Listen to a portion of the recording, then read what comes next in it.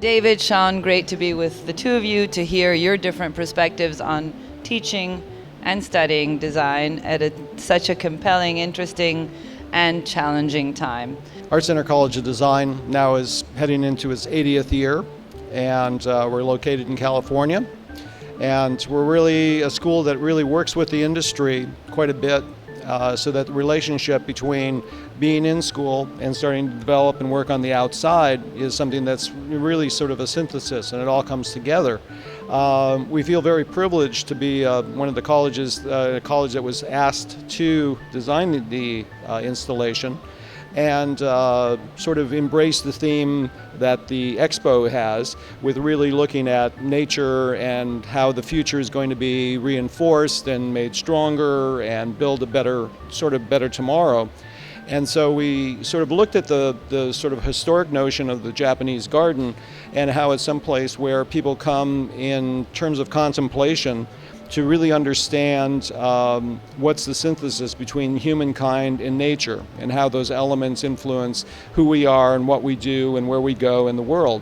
And so, and at the same time, we're experiencing in the world the sort of handmade and interesting sort of side of nature and natural materials, and then we're seeing the whole digital world in terms of how is that working, and whether it's one or it's the other, or what's the synthesis between both.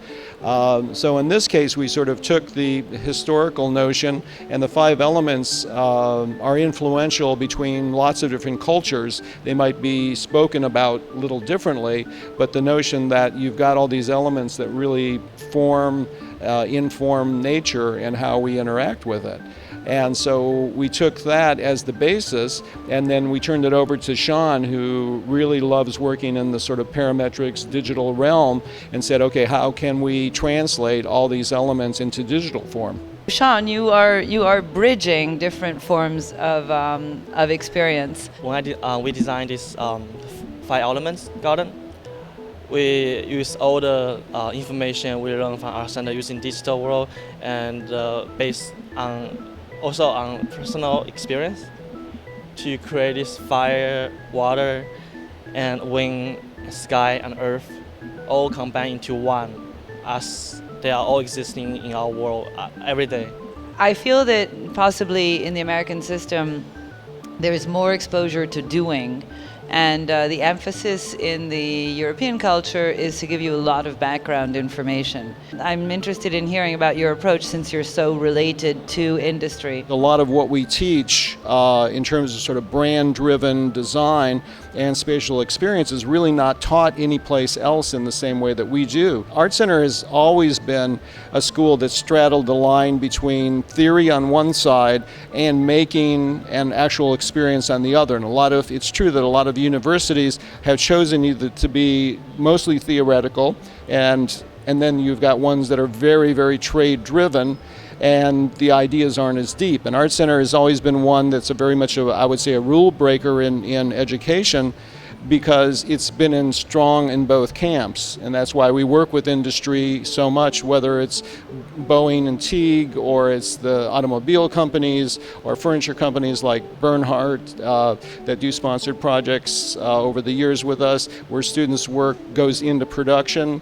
They receive royalties, essentially industry standards and royalties, and usually in most cases it influences their first jobs, gets them exposure, launches their career. I think a lot of times for really young designers, it's all about the exuberance of a napkin sketch. Right? And at this point in time, the way that we teach, it's like we want that risk, we want that experimentation, but we also want to know where it fits in the world, and can we actually make it, and can it go into production, or is it something that should exist as a one-of-a-kind gallery piece just to show people that this is possible, but it's maybe a little too early to go into mass production.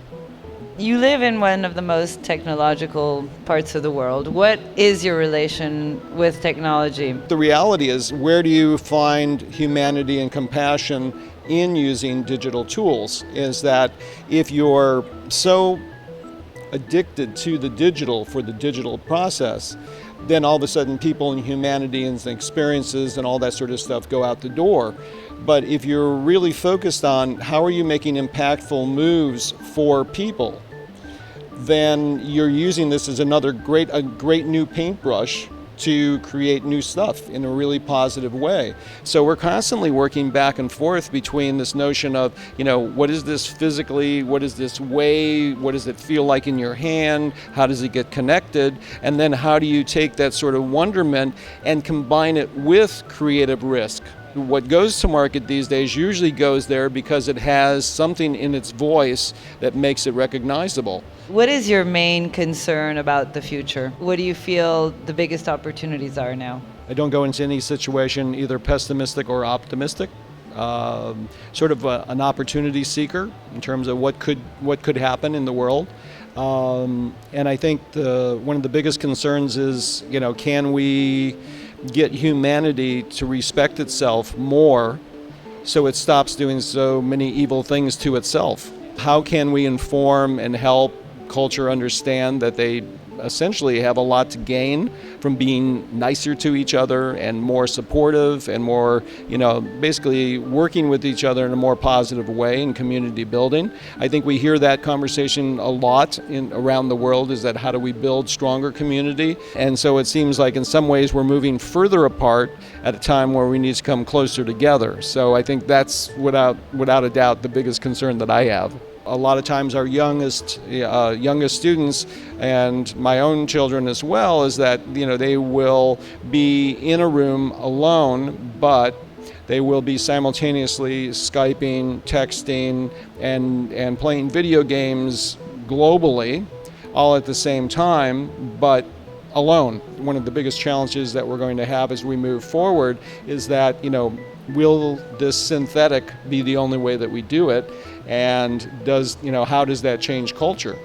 What education was 25, 30 years ago is just a completely different animal. And when I went to school, the only people that were taught were the people who came in with notable talent right then and there. So if you had a classroom of 20 students and 3 that were really leading the class, those 3 were the 3 that got taught. And there might be a couple of others in the classroom that got motivated to take them on. And pretty much everybody else was on their own. These days, the way we teach is that everybody comes out of it with an amazing education. Everybody's included. Everybody comes in one level and goes out in another level. But yes, for us as educators, it's changed the game completely. I mean, it just takes it to a whole new exhausting level, because for us to make the best possible suggestions creatively, we've got to know the student, we've got to know sort of where they come from, and how do we make suggestions that's going to be meaningful to them and maybe not to the student next to them. It's a much more intimate and much more time-consuming, but at the same time, it's really fulfilling, because when you do see the work on the back side, it's really inspirational and really positive works. Let's move on to 5 elements now. So you must have started from a physical direct contact with something that then you wanted to carry through in a project. Is that the case? And then how did it move into the hands of your students? When we were first asked to do this project, I was in Japan at the time, and was really thinking about if we were going to embrace the theme of the expo, and we were going to essentially create things that were more positive for people. A great way to do that would be to create a communal space that had this sort of way of bringing people together, and really consider the actual elements themselves, things that, how do we live with,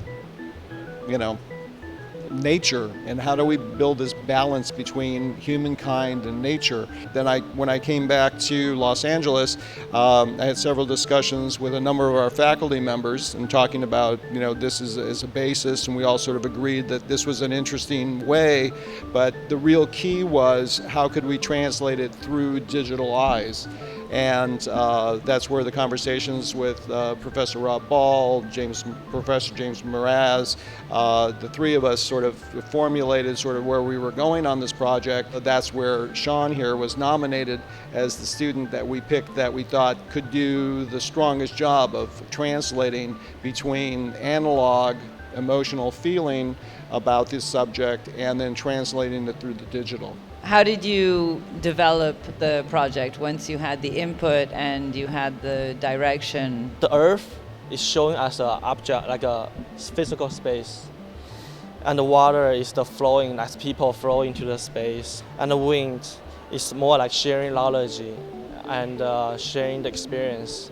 And the sky is where bring us here together to share our creative interaction.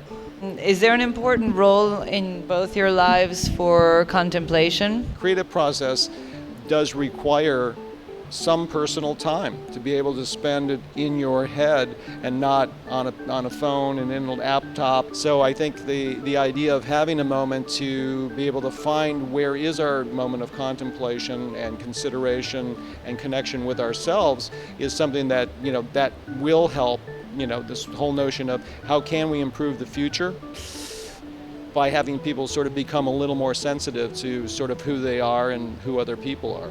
How do you interpret feeding the planet? The notion of feeding the planet is how can you help the planet survive better and interface better? And so I think it's everything from what we make and what we design and how we interface and how we market it, how we respectfully communicate that. How do we really build things in a more positive way? It's using recyclable material as much as possible, and before we design, just thinking deeply and think about the consequence and all the materials. I think in that way will help us to save the planet better, more. What is the biggest accelerator? I mean, how are we going to scale up mass consciousness? I think we can look at a lot of the trends that are just going on. I mean, even a decade ago, the idea of sustainable, responsible materials in furniture making or in architecture and fabrication was the most expensive way to do it. So even though people knew we really should do this, we can't afford to do this. So we've seen materials come into the market that now are affordable and are a good replacement, or in some cases is the next step. It's more positive to use that materials. We see different ways of fabricating that are really superior and use either less power, better materials. And so if we really, I think, back up in some ways and look at what are the improvements that we've done in the last decade, we can see we're on the right path. Humanity is asking more questions. I mean, the pessimist would say not enough, fast enough. But at the same time, there are improvements, and I think all we can do is try to elevate those improvements, because we certainly can't go back and change, what's already gone on. What are your sources of information?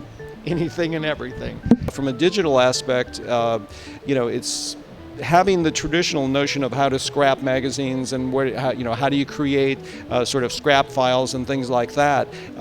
It's astounding to me how fast I can move through the internet looking for specific categories and materials and things that would really take me maybe days or weeks or months to find. I can find in moments. And we can use things that we encountered this week to sort of adapt and change what we're educating in the classroom next week. And that's a big difference. Where are the most interesting trends coming from now? The world. It's pretty simultaneously at this point. I mean, with our department, we've done projects in India and in China and all through Latin America, and so we're involved all over Europe. We've got a satellite studio in Berlin where we do projects there for 4 months at a time. And so, we see great things happening, certainly in Italy and Germany, and then we're in Tokyo, and we're in Shanghai, Beijing, in Dubai, in India. It's like there's just, and the internet has really spread things out, is that you sort of see people feeding off of each other in a very spontaneous way. And that really raises the creative of ante. We see that the way a lot of new ideas are played out through different locations is really exciting.